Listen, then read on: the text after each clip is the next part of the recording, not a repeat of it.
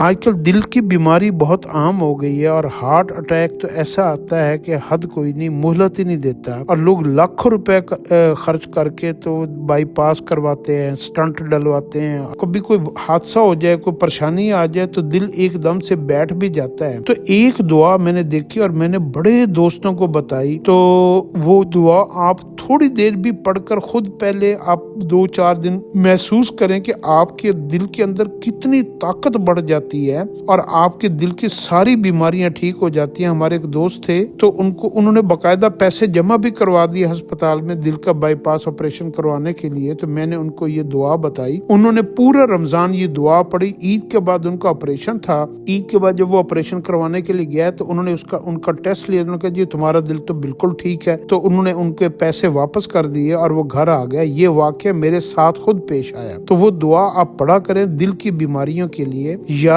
قوی القادر المقتدر قونی وقلبی، یا قوی القادر المقتدر قونی وقلبی، یا قوی القادر المقتدر قونی وقلبی۔ اے اللہ، بے شک ساری طاقتیں آپ کے پاس ہیں، آپ کی ذات قادر مطلق ہے، ہر چیز پر آپ کا اختیار ہے۔ اے اللہ، مجھے قوت عطا فرما اور میرے دل کو طاقتور بنا۔ یہ اس دعا کا مفہوم ہے۔